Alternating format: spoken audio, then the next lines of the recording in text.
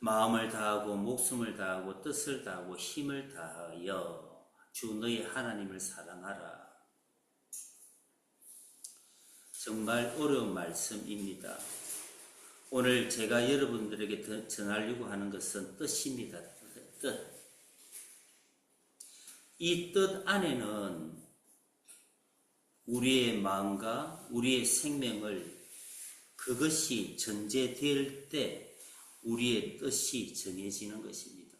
또한 우리가 뜻을 정할 때 우리의 마음은 거기에 전제되지만 동반되지만 우리의 마음은 거기에 우리의 뜻으로 말미암아 새롭게 정립이 되는 것입니다. 이번에 영화를 봤습니다. 왕과 사는 남자. 저는 그 영화에서 뜻을 발견했습니다. 숙부 수양대군이 왕이 되게끔 한 사람이 누구냐면 한명회입니다. 이 사람. 그래서 이 한명회가 이제 왕의 자리에서 내려오게 만들죠. 강등시키죠.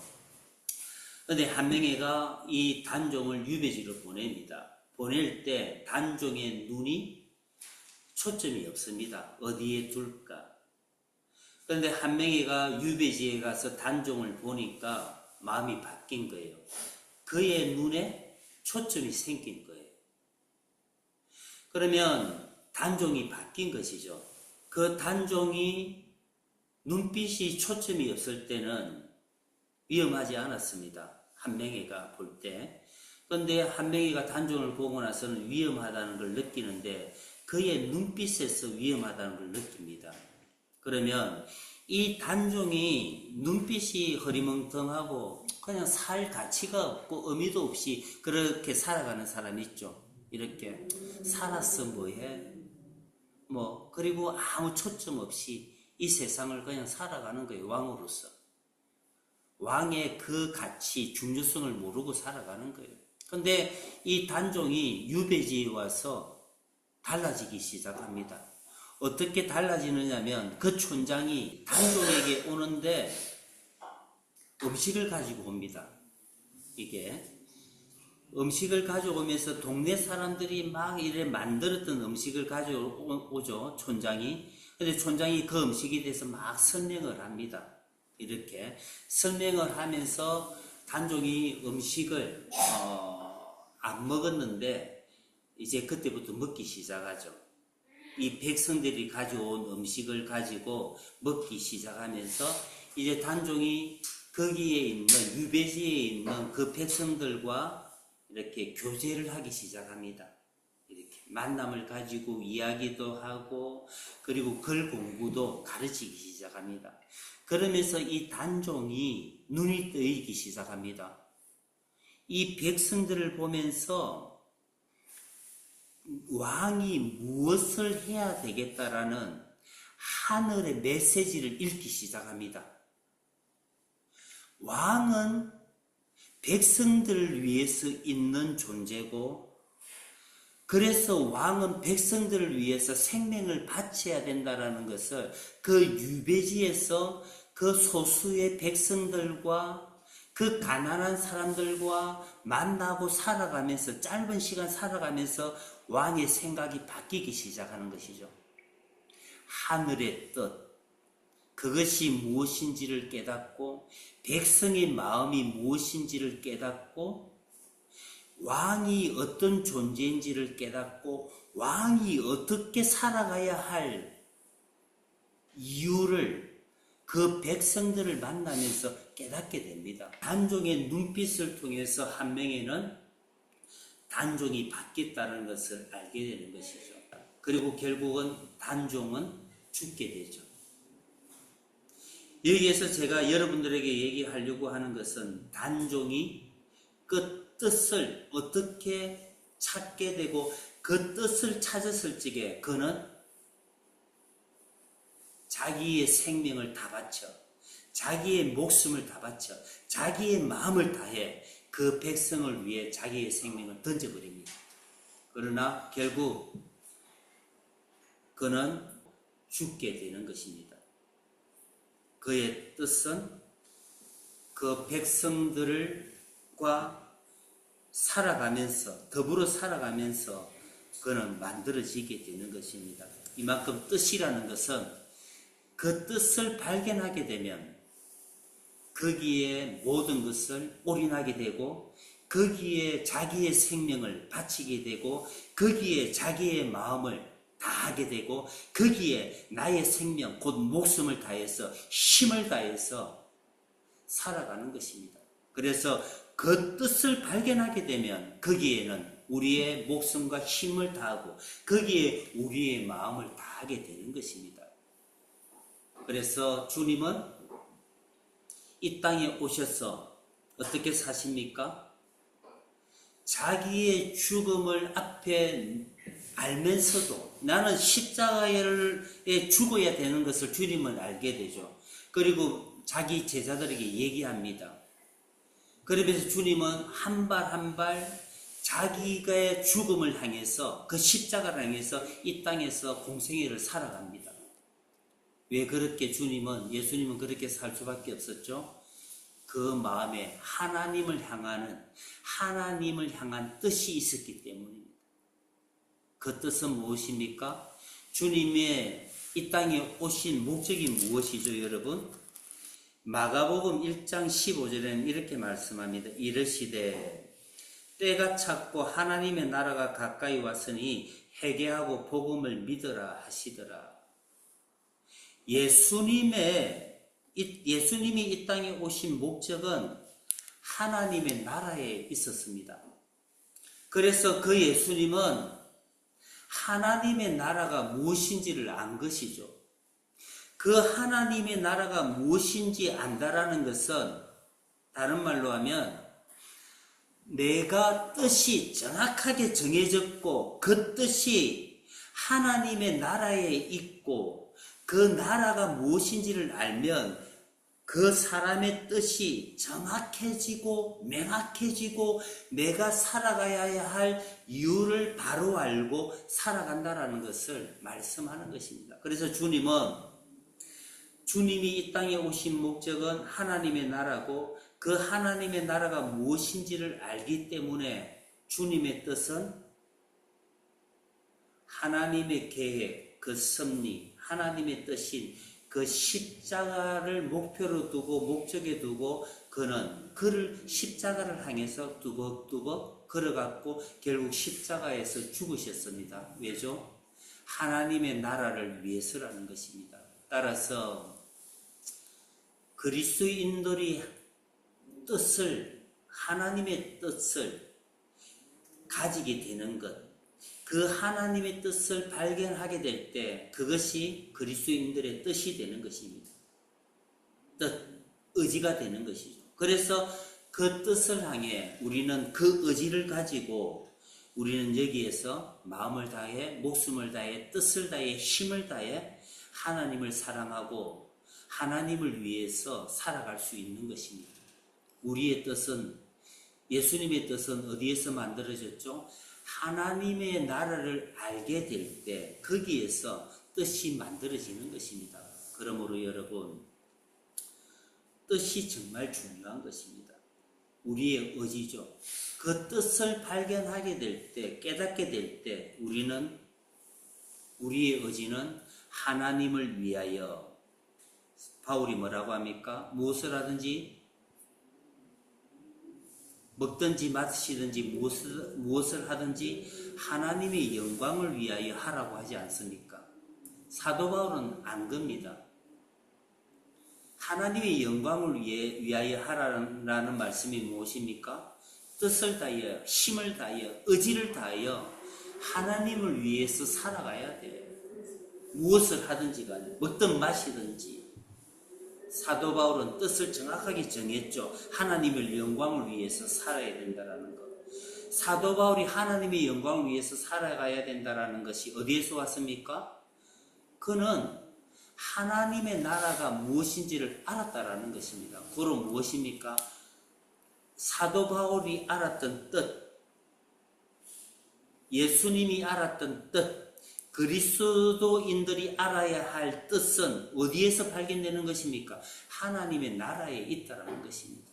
그러면 예수님이 이 땅에 오셔서 하나님의 나라를 증거했습니다. 우리에게. 예수님이 살아갔던 모든 것은 하나님의 나라에 관한 것이었습니다. 그러나 우리는 하나님의 나라에 대해서 얼마나 알고 있습니까? 하나님의 나라에 대해서 모르면서 나는 하나님의 뜻을 안다. 나는 하나님을 위하여 살 거야. 이런 의지를 가지고 있다면 그 사람은 자기 기만에 당하는 겁니다. 속는 것입니다. 자기 스스로에게. 하나님을 향해서 살겠다라는 이 의지, 이 뜻은 하나님의 나라를 발견할 때 그때 만들어지는 것입니다. 하나님의 나라를 알지 못하고 나는 이렇게 살 거야 라고 자기의 각오와 각성 없는 자기의 각오, 의지가 있다면, 자기의 결심만 있다라고 하면 그것은 자기의 감정인 것입니다. 하나님으로부터 오는 게 아닙니다. 이것은. 그렇게 우리는 살 수 있습니다. 하나님을 위하여 살 거다.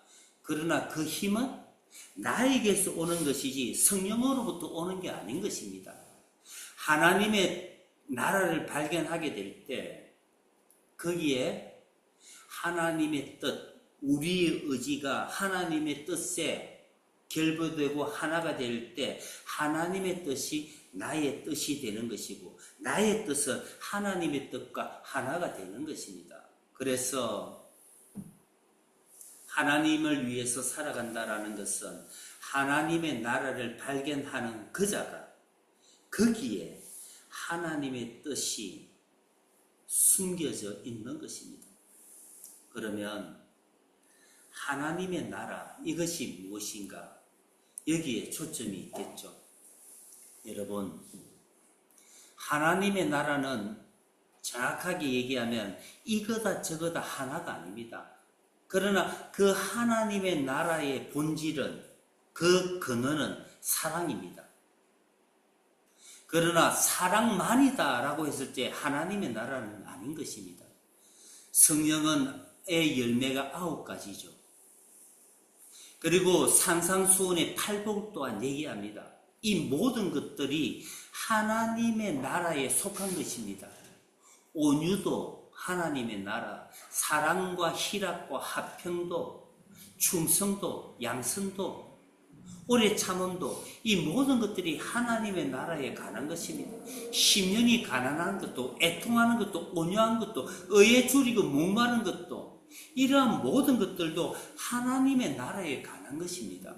그러나 그 하나님의 나라에 관한 것이지만 내가 현실에서 살아가게 될 때, 어떤 일에 부딪히게 될 때, 어떤 사람을 만나게 될 때, 어떤 상황에 따라 하나님의 나라는 내 속에서 다르게 표현되는 것입니다.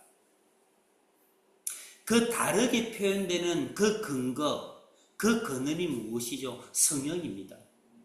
그래서 여러분, 하나님의 나라의 그 근원은, 그 본질은 성령입니다. 성령 하나님. 그래서 마태복음 12장 28절에는 이렇게 말씀합니다.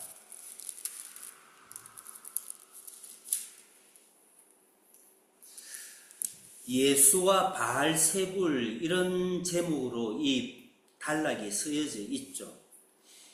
예수님께서 눈멀고 김먼 자를 치유하죠. 눈 앞 보이지도 않고 들리지도 않는 자를 주님은 치유합니다. 그런데 이때 무리와 바리새인들이 뭐라고 합니까? 바리새인들이 당신은 사탄의 왕 바알세불의 힘을 입어서 치유했다, 그렇게 얘기합니다. 그때 주님이 대답을 보시면은 이렇게 말씀하죠. 주님이 28절에 보시면, 마태복음 12장 28절에 그러나 내가 하나님의 성령을 힘입어 귀신을 쫓아내는 것이면 하나님의 나라가 이미 너희에게 임하였느니라. 하나님의 나라가 임했다고 하죠. 무엇을 힘입어 쫓아낼 때요? 성령을 힘입어. 그러니까 이 땅에는 하나님의 나라가 있고 사탄의 나라가 있습니다. 그런데 오늘 주님이 뭐라고 하면 성령을 힘입어 귀신을 쫓아내었다면, 이 사람을 치유했다면 하나님의 나라가 이미 너에게 임하였느니라. 무슨 얘기합니까? 주님이 하나님의 나라는 성령 안에 성령으로 말미암아 있다라는 것입니다. 로마서 14장에는 뭐라고 합니까? 하나님의 나라는 먹고 마시는 것이 아니라 성령 안에 있는 의와 평강과 희락이라고 합니다. 고로 하나님의 나라는 어디에 있다라는 것입니까? 성령 안에 있고 성령이 하나님의 나라라는 것입니다. 이게. 자, 이제 정리를 해보십시다. 하나님의 나라는 크게 보면 하나지만 그 안에 들어가면 하나님의 나라는 다양하게 발현된다고 했죠. 성령을 통해서 성령을 통해서 또한 그 성령이 오로 말미암아 우리를 통해서 하나님의 나라는 온유나 사랑이나 희락이나 화평이나 감사나 오래 참음 인내나 이런 것을 통해 심령이 가난함, 애통함, 의에 줄이고 목마름 이런 것을 통해서 발현된다고 했습니다. 하나님의 나라는. 그렇게 하나님의 나라는 성령 안에 성령 곧 성령으로 말미암아 하나이지만 발현될 때는 여러 모양으로 발현되는 것입니다. 이게. 그러나 그 줄기를 타고 들어가면 그 뿌리는 성령 하나님, 삼일체 하나님 하나인 것입니다. 이게. 그러면 우리의 뜻은 무엇을 통해 발견된다고 했습니까? 하나님의 나라입니다. 여기에서 하나님의 나라 했을 적에는 보입니까? 보이지 않습니까? 보이지 않습니다. 그러면 하나님의 나라의 반대는 무엇입니까? 사탄입니다. 예수님이 40일 금식하고 나서 광야에서 누구에게 시험받습니까? 사탄에게, 마귀에게 시험받죠. 그러나 예수님이 마귀를 물리칠 때 무엇으로 물리칩니까? 하나님의 말씀으로 물리칩니다. 즉, 이 땅의 현실에서 이 현실을, 보이는 현실을 진짜 움직이는 자가 누구입니까? 보이지 않는 영의 세계라는 것입니다. 그 영의 세계를 지배하는 자가 누구냐? 진짜 움직이고 영의 세계의 만왕의 왕이 누구냐? 하나님이라는 것입니다. 그래서 사탄의 그 유혹에 주님은 하나님의 말씀으로 패스하고 이기게 되죠. 하나님의 말씀은 보입니까? 보이지 않습니까? 영의 세계인 것입니다. 말씀입니다. 우리에게 66권의 말씀이 있지만 이 말씀을 그대로 실천하고 역사하는 분은 하나님이십니다. 고로 하나님의 나라와 사탄의 나라는 이 땅에서 막 부딪히는데 사탄은 하나님을 대적하고 하나님의 나라는 이 땅을 지키려고 하고 하나님의 세계로서 지키려고 하고 그 하나님의 세계는 질서의 세계입니다. 하나님은 그래서 우리 속에 성령으로 오셔서 영과 혼과 육의 세계로 이 세계를 질서로서 지킵니다. 하나님의 이 세계를 질서로서 우리를 질서로서 이끌어갑니다. 영과 혼과 육의 이 질서로서. 그래서 먼저 그 나라와 그 의를 구하라. 영의 세계, 하나님을 중심으로 두고 그 뜻을 중심으로 살아가게 될 때, 거기에 초점이 맞춰지게 될 때, 영은 혼은 몸은 혼을 따르고 혼은 영을 따라가게 될 때, 영의 지배를 혼과 몸이 따라가게 될 때, 거기에 하나님의 나라가 도래하게 되는 것입니다. 고로 하나님의 나라는 그 영을 따라가게 될 때 우리의 현실에 이루어지게 되는 것입니다. 그래서 교회라는 건 무엇입니까? 하나님의 나라를 이 땅에 세우는 그 도구가 교회가 되는 거, 교회는 누구의 무리입니까? 거룩한 자, 그 속에 성령이 계시는 자의 무리가 교회가 아닙니까? 이 건물이 교회가 아닙니다. 교회는 그리스도 예수를 주로 믿는 사람들, 그 안에 성령이 있는 사람들의 공동체가 교회가 되는 것입니다. 그래서 그 교회가 세워질 때 거기에 하나님의 나라가 만들어지고 그 교회가 확장될 때 하나님의 나라가 확장되는 것입니다. 그러므로 여러분, 하나님의 나라는 발견하게 되게 되면 쉽지만 발견하기 전까지는 어렵습니다.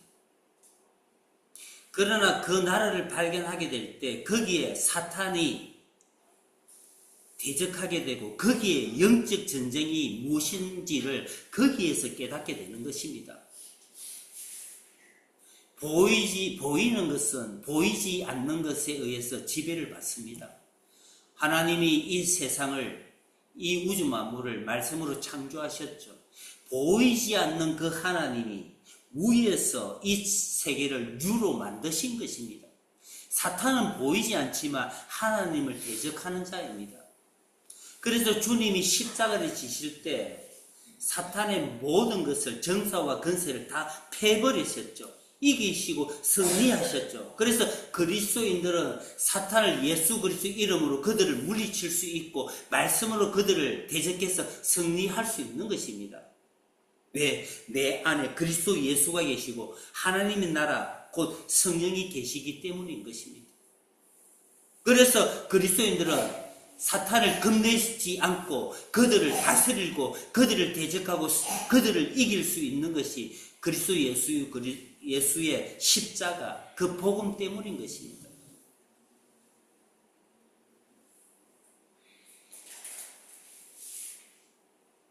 우리의 현실, 이 세상을 진짜 다스리는 것은 인간이 아니라, 보이는 것이 아니라 보이지 않는 것입니다. 보이지 않는 그 싸움에서 우리는 무엇을 순종하느냐에 따라서 하나님의 자녀가 되기도 하고 세상의 종이 되기도 하는 것입니다. 그래서 영을 따라가게 될 때 우리는 하나님의 나라를 세우는 것이고, 육을 따라가게 될 때 세상의 영을, 곧 사탄의 나라를 만들어가는 것입니다. 그래서 주님이 육신으로 살면 반드시 죽는다고 하지 않습니까? 말씀에 로마서 8장. 육신으로 살면 하나님을 기쁘게 하지 못한다고 하지 않습니까? 히브리서에서나 로마서에서. 그래서 그리스도인들은 영을 쫓으면서, 영이 중심이 되어서, 곧 성령이 중심이 되어서 말씀에 순종하게 하며 살아가게 될 때 거기에 하나님의 나라가 임하게 되는 것입니다. 그러므로 여러분, 오늘 말씀은 결코 쉽지 않습니다.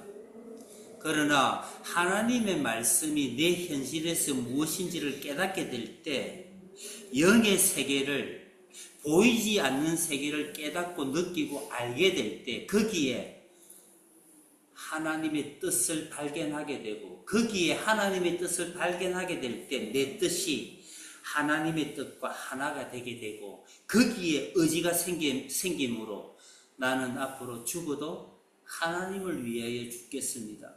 내가 무엇을 먹든지 마시든지 무엇을 하든지 하나님의 영광을 위해서 하겠습니다라는 그 사도 바울의 그 고백이, 그 말씀이 무엇인지를 깨닫게 되므로 나도 하나님을 위해서 살겠습니다라는 그 의지가, 그 고백이 그 뜻과 함께 선포되고 만들어지고 말하게 되고 살게 되는 것입니다. 그래서 여러분, 오늘 마음을 다하고 목숨을 다하고 뜻을 다하여 힘을 다하여 주 너희 하나님을 사랑하라 하신 것이요. 사랑의 존재가 된다라는 것은 뜻을 아는 것이고, 그 뜻은 하나님의 나라를 발견하게 될 때, 현실에서 발견하게 될 때, 그 하나님의 나라, 하나님의 역사, 또한 그 대적자 사탄을 보게 될 때 사탄을 깨닫게 될 때, 하나님의 나라와 사탄의 나라가 무엇인지를 알고 깨닫고 발견하게 될 때, 거기에